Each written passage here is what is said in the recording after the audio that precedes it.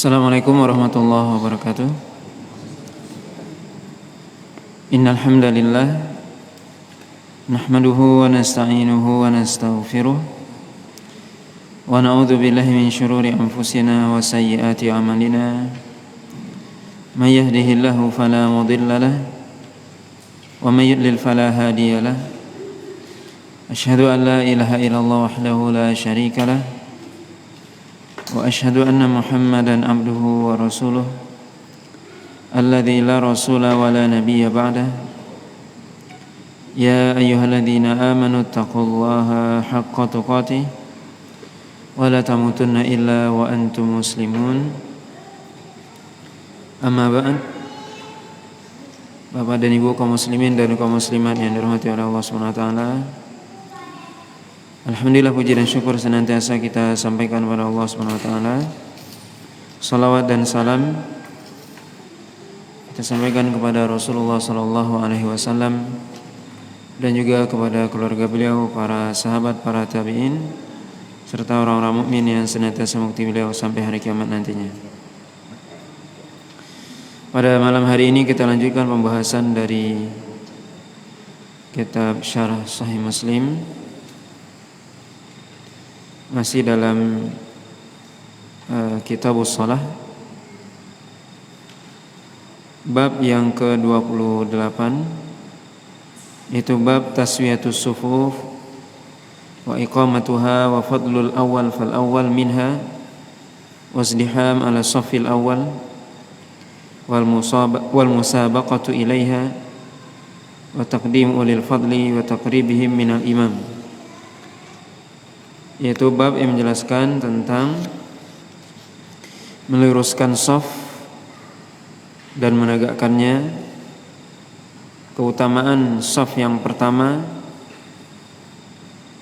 kemudian berlomba-lomba untuk berada di shaf yang pertama dan mendahulukan orang yang memiliki keutamaan dan mendekatkan mereka kepada imam.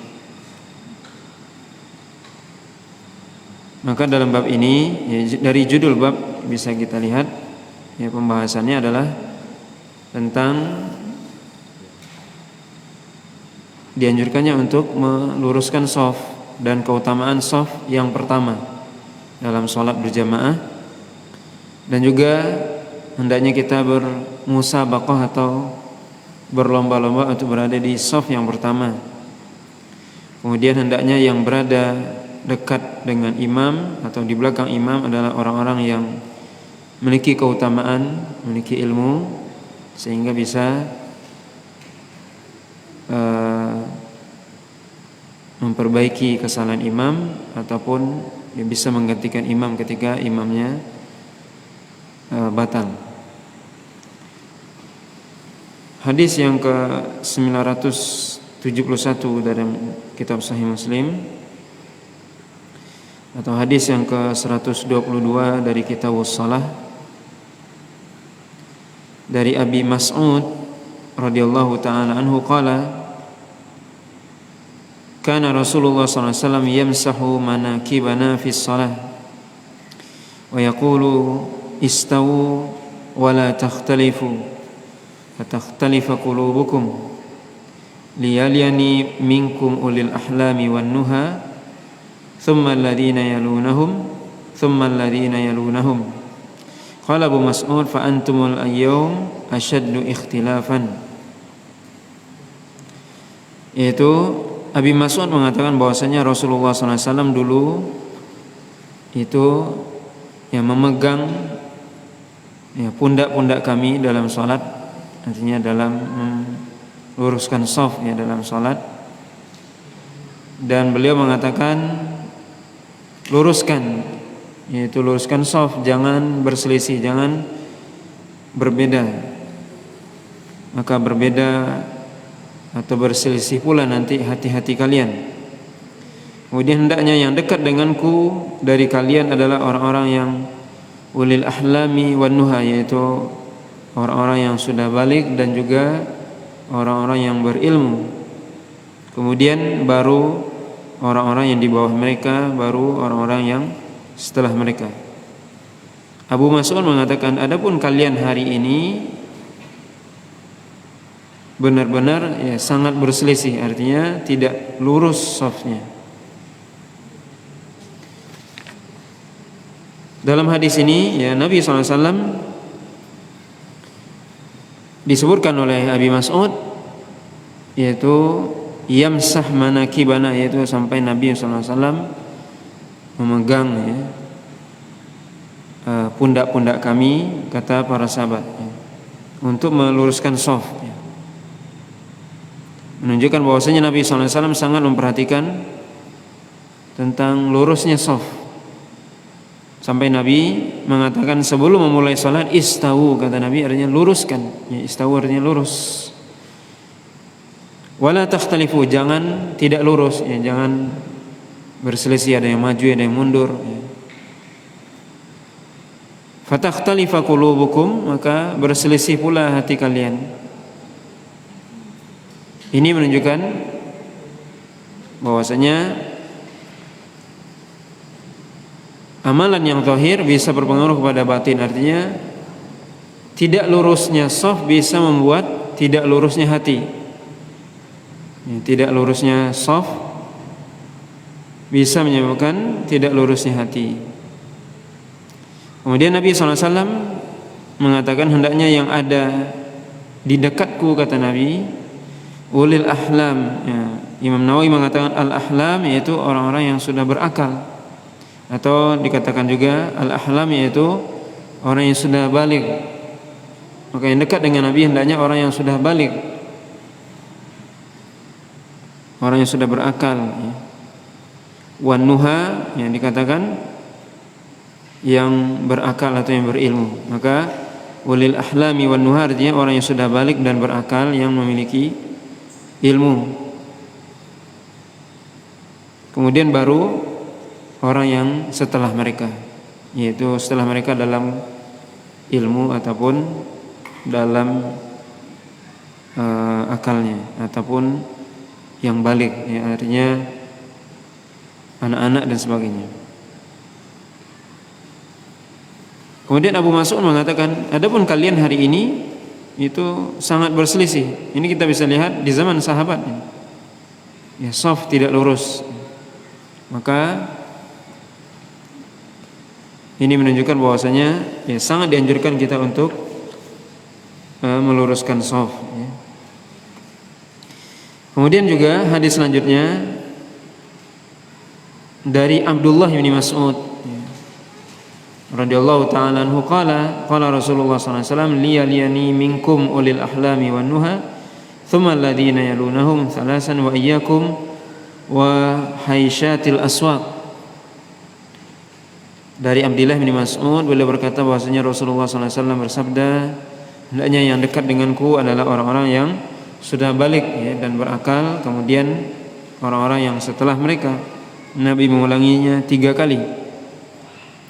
Kemudian Nabi mengatakan, jauhilah oleh kalian haisyatil aswaq, artinya ya suara-suara ribut seperti di pasar ya. Itu dalam salat.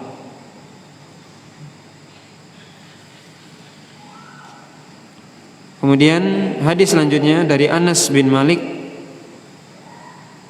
qala Rasulullah sallallahu alaihi wasallam sawwu sufufakum fa inna taswiyatas safi min tamamis shalah.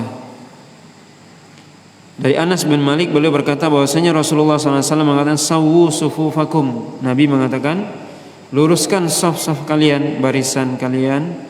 Fa inna taswiyatas safi min tamamis shalah. Karena sungguhnya lurusnya shaf adalah termasuk kesempurnaan salat. Maka Nabi SAW ya menyuruh para sahabat untuk meluruskan shaf, dan lurusnya shaf tersebut termasuk sempurnanya salat ya. Ya, termasuk kesempurnaan salat. Kemudian riwayat selanjutnya, hadis selanjutnya juga dari Anas, Rasulullah SAW bersabda, atimmus sufuf fa inni arakum khalfa dhahri. Sempurnakan shaf sungguhnya aku melihat kalian dari belakang punggungku. Para ulama menjelaskan atimus sufu artinya menyempurnakan shaf, artinya adalah dengan memenuhi shaf yang pertama terlebih dahulu, kemudian shaf yang kedua yang dipenuhi, disempurnakan, dipenuhkan, baru shaf selanjutnya. Artinya tidak boleh membuat shaf yang kedua sebelum shaf pertama sempurna atau penuh. Itu maksud dari atimu as-sufuf. Kemudian Nabi SAW mengatakan, fa inni arakum khalfa dhahri, aku melihat kalian dari belakang punggungku. Ini adalah salah satu mujizat Nabi SAW sebagaimana yang kita sebutkan pada pertemuan yang lalu. Nabi SAW bisa melihat sahabat walaupun beliau membelakangi mereka. Kemudian hadis selanjutnya dari Abi Hurairah radhiyallahu taala anhu, beliau berkata bahwasanya Rasulullah SAW bersabda, aqimus shaf fis shalah fa inna iqamatis shalah min fa inna iqamatis shaf min husnis shalah. Nabi SAW mengatakan aqimus shaf, ya, dirikan shaf artinya luruskan shaf. Karena dengan mendirikan shaf, yaitu dengan meluruskan barisan, termasuk bagusnya salat. Ini bisa kita lihat ya bagaimana meluruskan shaf itu bagian dari kesempurnaan salat, ya, atau bagusnya salat, ya. Kemudian hadis selanjutnya dari Nu'man ibn Bashir qala sami'tu Rasulullah sallallahu alaihi wasallam yaqul la tasawwunna sufufakum aw la yukhallifannallahu baina wujuhikum. Nu'man bin Bashir mengatakan, saya mendengar Rasulullah SAW bersabda, sungguh kalian benar-benar akan meluruskan shaf atau Allah SWT akan menyelisihkan wajah-wajah kalian. Imam Nawawi mengatakan ini maksud menyelisihi wajah di sini disebutkan perkataan para ulama, yaitu lahir atau tumbuhnya dalam diri seorang, yaitu sifat iri, hasad, kemudian permusuhan dan sebagainya. Ya, sebagaimana yang tadi disebutkan dalam hadis sebelumnya, yaitu bahwasanya seorang ketika tidak meluruskan shaf maka hatinya tidak sempurna, atau dikatakan bahwasanya fatakhtalifa qulubukum tadi, maka hati kalian akan berselisih. Ini maknanya juga, ya, maksudnya adalah wala yukhallifannallahu baina wujuhikum, artinya ya hati kalian akan berselisih. Ketika shaf tidak lurus, maka hati juga tidak lurus, ya, sehingga mungkin akan timbul rasa iri, dendam, permusuhan dan sebagainya. Ini menunjukkan, ya, kata Imam Nawawi, bahwasanya perbedaan secara zahir yang menunjukkan perbedaan batin. Artinya bisa jadi sesuatu yang sifatnya zahir, ya, berbeda, itu bisa melahirkan perbedaan batin, artinya tidak sehati. Artinya seorang bisa jadi dengan tidak lurusnya shaf, ya, karena tidak mengikuti perintah Nabi SAW, kemudian lahir mungkin dalam dirinya, ya, sifat hasad kepada saudara di sebelahnya dan seterusnya. Ini maksud dari hadis Nabi SAW, ya, la yukhallifannallahu baina wujuhikum. Riwayat selanjutnya juga dari Nu'man bin Bashir, ya, beliau mengatakan kana Rasulullah SAW yusawwi sufufana hatta ka'annama yusawwi bihal qidah hatta ra'a an qad aqalna minhu aw anhu thumma kharaja yawman faqama hatta kada yukabbir fara'a rajulan badiyan sadrahu minas shaf faqala ibadallah la tasawwunna sufufakum aw la yukhallifannallahu baina wujuhikum. Nu'man bin Bashir mengatakan bahwasanya Rasulullah SAW bersabda, ya, bahwasanya Rasulullah SAW dulu meluruskan shaf sebagaimana beliau meluruskan anak-anak panah.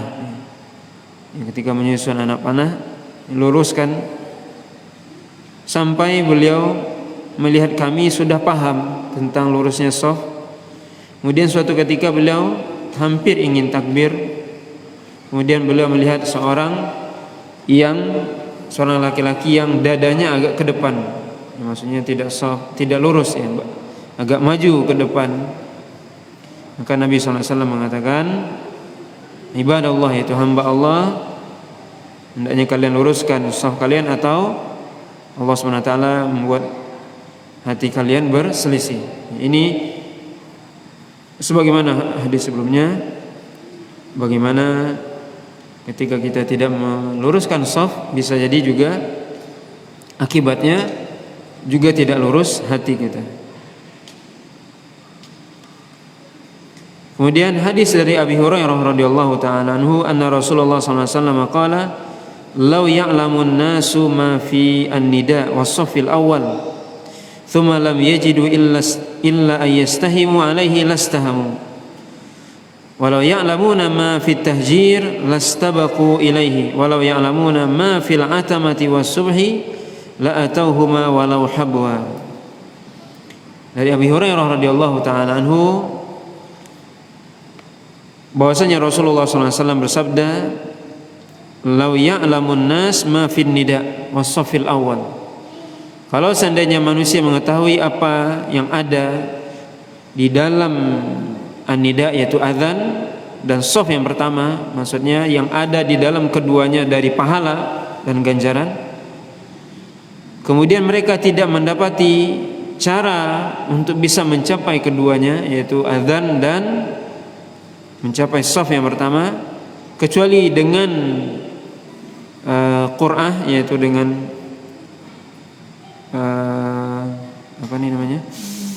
mengundi ya, maka lastahamu, sungguh akan mereka saling mengundi untuk mencapai apa? Shaf yang pertama. Walau ya'lamuna ma fit tahjir, kalau seandainya mereka tahu pahala ganjaran yang besar dalam tahjir, yaitu bersegera datang untuk sholat, lastabaqu ilaihi, sungguh mereka akan bersegera, ya berlomba-lomba untuk bersegera kepadanya, untuk datang segera ya dalam sholat, untuk tidak terlambat. Walau ya'lamuna ma fil 'atamah, kalau seandainya mereka tahu ya ganjaran pahala dalam sholat isya dan sholat subuh, la atauhuma walau habwan, sungguh mereka akan mendatangi keduanya walaupun merangkak. Maka di sini Bapak dan Ibu yang dirahmati oleh Allah Subhanahu wa taala, dalam hadis Abu Hurairah, Nabi sallallahu alaihi wasallam ya menyebutkan tentang bagaimana ya keutamaan pertama azan. Azan merupakan syiar dari syiar-syiar Islam dan memiliki keutamaan yang sangat besar. Begitu juga shaf yang pertama dalam salat berjamaah. Sampai Nabi mengatakan, kalau seandainya manusia tahu keutamaan azan, keutamaan shaf pertama, sungguh mereka akan mengundi ya, untuk bisa mendapatkannya. Ya, ini keutamaan azan dan shaf pertama, di mana Nabi SAW mengatakan dalam hadis yang lain bahwasanya orang yang azan nanti di akhirat adalah orang yang panjang ya lehernya nanti di hari kiamat. Kemudian juga shaf yang pertama adalah keutamaannya disebutkan dalam hadis yang lain bahwasanya malaikat mendoakan orang yang di shaf pertama. Ini keutamaan orang yang berada di shaf yang pertama. Kemudian juga keutamaan bersegera datang ke masjid atau bersegera untuk datang sholat sehingga tidak terlambat, yaitu at-tahjir. At-tahjir artinya at-tabkir. At-tabkir artinya bersegera datang ke masjid untuk sholat, tidak terlambat ya. Dan termasuk keutamaan adalah seorang mendapati takbiratul ihram yang pertama imam, artinya dia datang tidak terlambat. Ini keutamaan orang yang datang pertama kali mendapatkan takbiratul ihram imam ya, yaitu sama-sama ya melakukan takbiratul ihram, maka keutamaannya sangat besar bagi orang yang mengetahui, kata Nabi SAW. Kalau seandainya mereka tahu, mungkin mereka akan berlomba-lomba. Ini menunjukkan keutamaan. Kalau kita tahu bahwasanya keutamaan takbiratul ihram bersama imam, artinya kita tidak terlambat, maka sungguh kita akan bersegera datang ke masjid. Walau ya'lamuna ma fil atamah was subhi, yaitu siapa saja yang mengetahui, kalau seandainya mereka tahu keutamaan al-atamah, salat isya, salat di malam hari, maksudnya di sini adalah salat isya, dan salat subuh, ya maksudnya berjamaah di masjid, la atauhuma walau habwan, sungguh mereka akan mendatangi keduanya, mendatangi kedua salat tersebut berjamaah di masjid walaupun dalam keadaan merangkak. Ini bisa kita bayangkan, ini keutamaan atau perumpamaan disebutkan oleh Nabi SAW tentang keutamaan dua salat ini berjamaah di masjid, isya dan subuh. Sampai Nabi mengatakan kalau manusia tahu pasti dia akan datangi itu salat walaupun merangkak. Ini bisa kita bayangkan besarnya keutamaan salat isya dan salat subuh berjamaah di masjid. Apa yang membuat seorang bagaimanapun walaupun merangkak tidak bisa jalan, dia pasti datangi, menunjukkan pahala yang sangat besar. Nabi mengatakan bahwasanya man shalla al-isya ma'al imam kana fa ka'annama qama nisfal lail, kata Nabi sallallahu alaihi wasallam, siapa yang salat bersama imam salat isya seperti dia salat separuh malam. Wa man shalla ma'al imam salatus subhi aw fajr fa ka'annama qama qiyamal al-lail kullah atau kama qala sallallahu alaihi wasallam. Siapa yang sholat subuh bersama imam berjamaah seperti sholat semalam suntuk. Ini keutamaan diantara yang disebutkan oleh Nabi SAW dalam hadis yang lain. Keutamaan sholat subuh dan isya, dan memang perjuangannya besar. Sholat isya mungkin sudah capek kerja dan sebagainya, sholat subuh baru bangun tidur. Tapi di situ ujian yang berat, di situ juga pahala dan ganjaran yang besar. Makanya Nabi SAW mengatakan dalam hadis yang lain, athqalus shalah 'alal munafiqin salatul isya wa salatul fajar.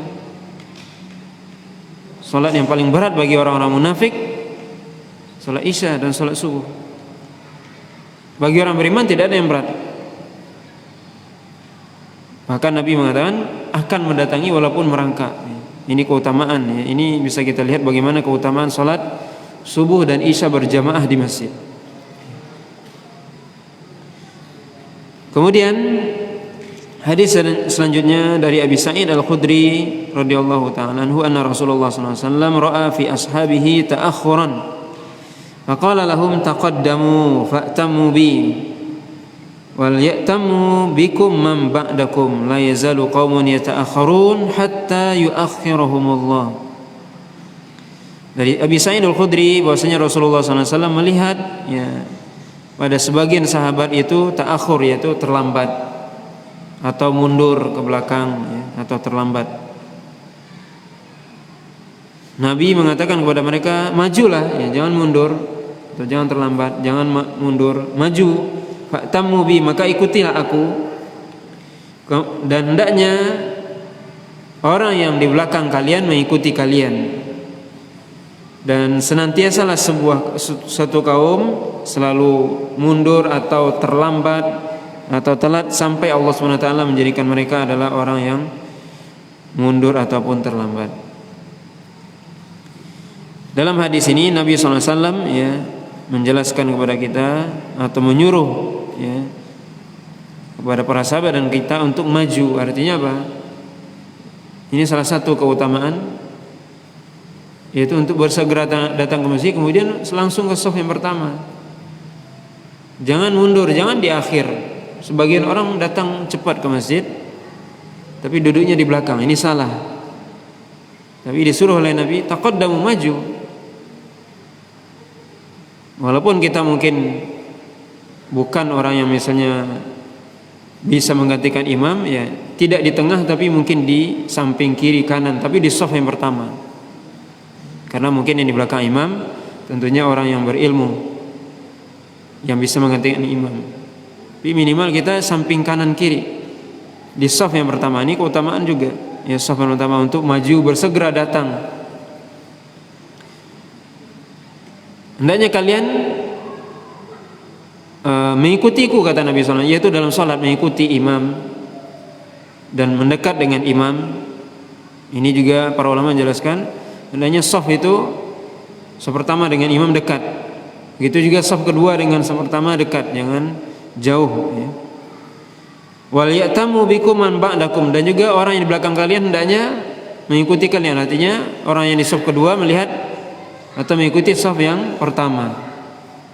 Artinya ya, saf yang kedua dekat dengan saf yang pertama sehingga bisa melihat dan bisa mengikuti. Kemudian Nabi SAW menyebutkan sebuah kebiasaan yang buruk, ya. Nabi mengatakan, la yazalu qaumun yata'akhirun hatta yu'akhiruhumullah. Senantiasa suatu kaum, artinya ada suatu kaum yang mereka sukanya atau kebiasaannya selalu telat, maka Allah akan membuat mereka selalu telat. Artinya di sini bisa kita lihat, orang kalau biasanya telat dalam segala sesuatu, terutama dalam hal ini dalam sholat, dalam kerjanya, semuanya telat, semua pekerjaan telat, terlambat. Seorang mukmin tidak seperti itu, cepat, segera, tidak terlambat. Maka Nabi mengatakan, la yazalu qaumun yata'akhirun. Ya, senantiasa atau ada orang yang dia terlambat satu dua kali, akhirnya menjadi kebiasaan terlambat, sering terlambat, ya, terlambat.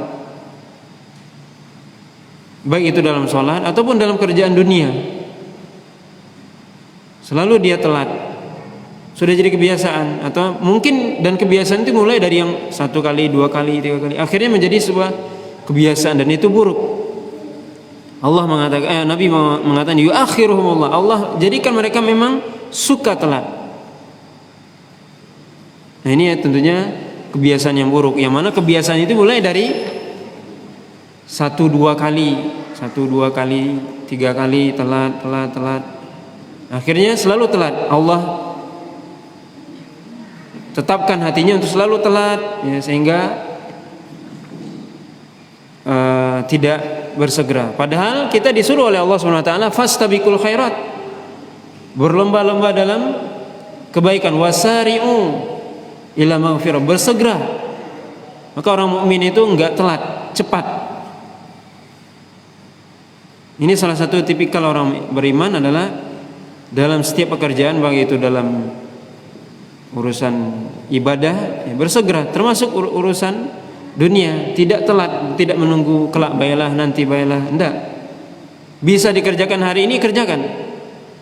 Ini tipikal atau sifat orang beriman. Ini diajarkan oleh Nabi SAW, ya, tidak menunggu waktu besok. Kalau bisa hari ini, kenapa besok?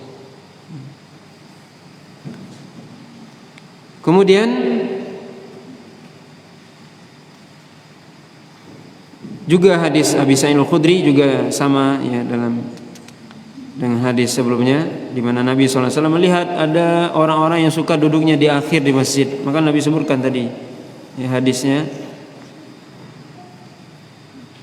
Kemudian hadis Abu Hurairah radhiyallahu ta'ala anhu, an Nabi SAW qala, law ta'lamuna aw ya'lamuna ma fis saffil muqaddam lakana al-Qur'an.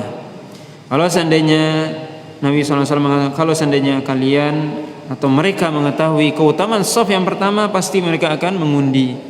Pasti, kata Nabi. Ini menunjukkan keutamaan, ya, sekali lagi, orang yang berada di saf yang pertama. Karena orang yang berada di saf pertama, Allah SWT malaikat mendoakan, ya, orang yang berada di saf yang pertama.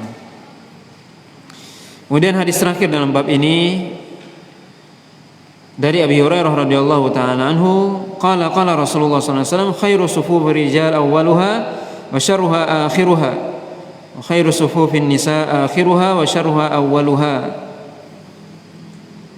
Rasulullah SAW bersabda, sebaik-baik safnya laki-laki adalah saf yang pertama, dan seburuk-buruk saf laki-laki adalah saf yang terakhir, dan sebaik-baik safnya perempuan adalah yang di akhir, dan seburuk-buruk saf perempuan adalah yang pertamanya. Di sini atau hadis ini menunjukkan sekali lagi keutamaan shaf pertama ya bagi laki-laki. Maka shaf yang pertama adalah shaf yang paling utama bagi kita laki-laki. Kenapa? Karena paling dekat dengan imam. Maka lebih dengar bacaan imam, kemudian juga jauh dari shaf perempuan. Wa syarruha, kata Nabi, yang paling jelek adalah shaf yang terakhir. Kenapa jelek? Karena jauh dari imam. Yang kedua, dekat dengan shaf perempuan. Sebaliknya perempuan, shaf yang paling baik bagi mereka adalah shaf terakhir. Kenapa? Karena lebih jauh dari laki-laki. Dan buruknya adalah yang pertamanya, atau karena dekat dengan laki-laki. Di sini perlu diketahui bahwasanya maksud buruk ini tentunya, atau baik ini, baik di sini maksudnya apa? Ya lebih banyak pahalanya, lebih utama.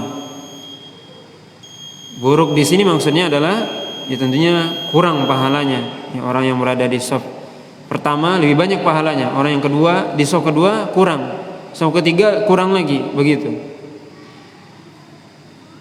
Sebaliknya perempuan, shaf yang terakhir itu yang lebih utama dan paling banyak pahalanya. Shaf yang lebih maju lagi itu kurang pahalanya. Tapi di sini perlu diperhatikan, disebutkan oleh Imam Nawawi bahwasanya bagi wanita ini kalau seandainya mereka sholat bersama laki-laki. Tapi kalau perempuan sesama mereka sholat tidak ada laki-laki, maka shaf pertama adalah shaf yang utama. Ini perlu dipahami. Ya, ini kalau seandainya perempuan sholat bersama laki-laki, maka shaf yang paling akhir, yang paling baik. Makanya perempuan itu di zaman Nabi hadir sholat berjamaah ke masjid, itu mereka datangnya belakangan, pulangnya duluan. Datangnya belakangan, jadi pulangnya duluan. Begitu para sahabiat yang di zaman Nabi SAW. Maka ini kalau sholat bersama laki-laki. Tapi kalau seandainya mereka sesama mereka perempuan sholat, maka sama ya dengan laki-laki, yaitu shaf pertama tentunya itu yang lebih utama. Bapak dan Ibu yang dirahmati Allah SWT, ini beberapa hadis yang disebutkan oleh Imam Muslim dalam pembahasannya tentang keutamaan meluruskan shaf. Bisa kita lihat tadi beberapa hadis dari beberapa sahabat, dari Abu Mas'ud, dari Abdullah bin Mas'ud, dari Anas, ya, dari Nu'man bin Bashir, dari Abu Hurairah. Ya, ini beberapa riwayat ya, dan dari Abi Sa'id Al-Khudri yang terakhir. Ini bisa kita lihat tentang keutamaan shaf ya, keutamaan meluruskan shaf ya. Tentunya ini merupakan yang sangat diperhatikan oleh Nabi SAW ya, dan ini diriwayatkan oleh beberapa sahabat. Ini tentunya ya ketika ya shaf itu ketika dalam kondisi normal, maksudnya lurus dan rapat. Tapi tentunya dalam kondisi kita seperti sekarang, misalnya pandemi dan sebagainya, ya, para ulama tentunya memberikan fatwa atau memberikan kelonggaran ataupun rukhsah, atau bahkan itu justru dianjurkan kalau seandainya memang rapat shaf ini bisa membawa kepada menyebarnya wabah dan sebagainya, maka boleh untuk direnggangkan. Dan ini juga kita bisa lihat bahwasanya merapatkan shaf itu tidak termasuk rukun dan wajib sholat tentunya, tapi termasuk keutamaan. Bukan berarti kita menyepelekan, tidak, tapi tetap sah sholat ya, walaupun shafnya renggang ya. Tapi tentunya lebih utama rapat dan lurus. Dalam kondisi normal harus rapat dan lurus, tapi tentunya dalam kondisi seperti ini misalnya, ya boleh kalau memang kita khawatir, yaitu khawatirnya kita yang mendapat atau kita yang menyebarkan ya, kita yang dapat virus atau kita yang malah yang menyebarkan sedangkan kita tidak tahu, maka ini dibolehkan. Para ulama kontemporer membolehkan untuk kita berjarak ya, tapi tentunya kalau bisa tetap lurus ya, dengan renggang dan sebagainya ya. Ini yang bisa kita bahas pada malam hari ini, mudah-mudahan bermanfaat. Subhanakallah wa bihamdika asyhadu an la ilaha illa anta astaghfiruka wa atubu ilaik. Wa sallallahu ala nabiyyina Muhammadin wa ala alihi washabihi wasallam. Wassalamualaikum warahmatullahi wabarakatuh.